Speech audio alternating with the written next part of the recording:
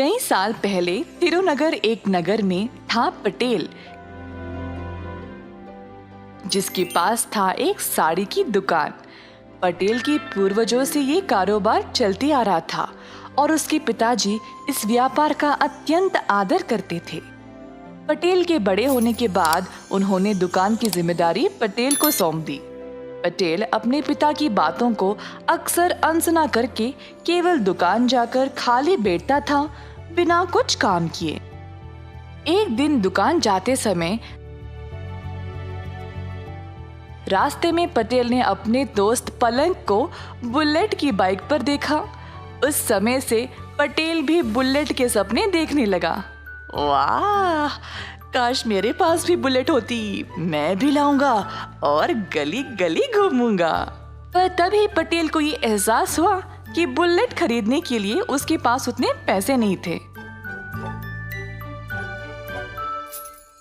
निराश होकर वो दुकान पर बैठा रहा जब अचानक से उसको एक विचार आया।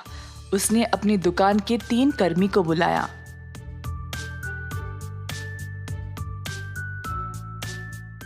अरे जरा बताओ, हमारे पास पूरे कितने साड़ियां हैं? साहब जी, हमारे पास शायद लगभग 50 साड़ियां होंगी। बस 50? मुझे कम से कम 150 साड़ियां बेचनी है। अब और 100 साड़ियां कहाँ से लाऊं? साहब जी, मेरा दोस्त एक थोक व्यापारी है। उसके पास एक साड़ी तकरीबन 100 से 250 रुपये के बीच में मिल जाएगी। माल हमारे जितना अच्छा नहीं है, पर सस्ता तो है।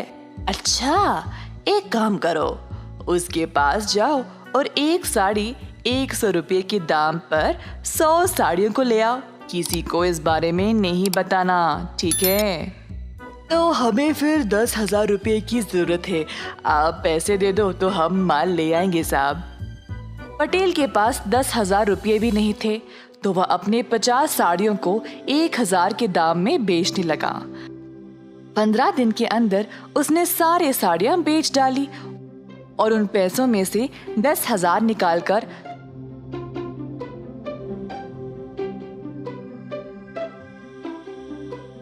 100 और साड़ियां खरीद ले आया। पटेल ने अपनी दुकान को ऐसे सजाया जिससे लोग आकर्षित होकर उसके दुकान पर आने लगे। एक साड़ी 1,000 रुपये के दाम पर खरीदने लगे। 1,50,000 कमाने के बाद पटेल ने अपनी मनपसंद बुलेट खरीद ली।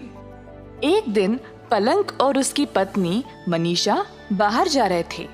रास्ते में मनीषा ने एक आदमी को साइकिल पर साड़ियां ले जाते हुए देखा। साड़ी वाले को रोककर पूछा, भैया कितने में बेच रहे हो? 100 रुपये में एक साड़ी मैडम। अच्छा, जरा मुझे दिखाओ। साड़ियों को देखने के बाद दोनों पलंग और मनीषा हैरान होकर एक दूसरे की ओर देखने लगे। सुनिए जी, पिछली बार मैंने ऐसी ही साड़ी पटेल की दुकान से 1,000 रुपये में खरीदा था। हाँ, सही बोला तुमने, कुछ तो गड़बड़ है। ऐसा कहकर पलंग और मनीषा ने साड़ी वाले को बाजार में लाया और सब लोगों को जमा किया।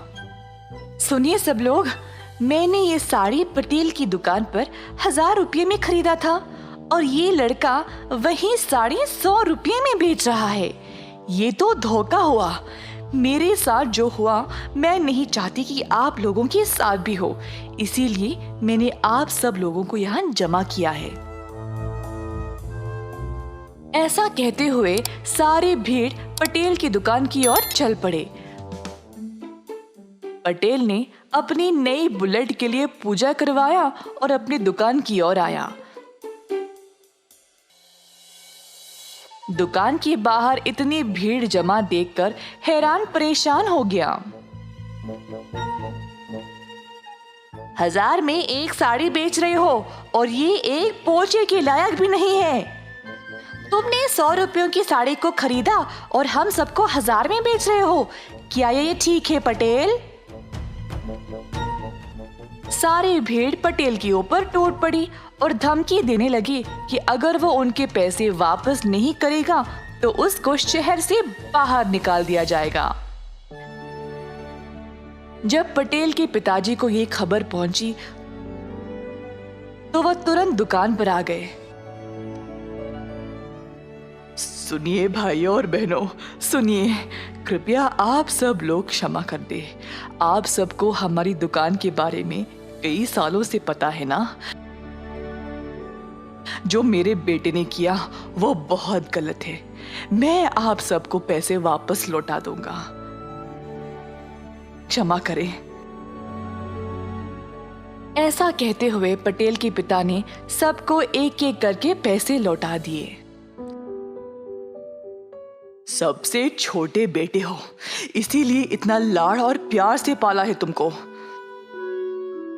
तुम पर दुकान की जिम्मेदारी सौंपा ताकि तुम भी अपने भाइयों की तरह सफल बन जाओ, पर उल्टा तुमने मुझे ही शर्मिंदा किया। अगर मेरी एक भी बात मानते तो आज ये नौबत नहीं आती। उस दिन पटेल ने अपना सबक सीख लिया और ऐसी गलती दोबारा जिंदगी में नहीं दोहराया।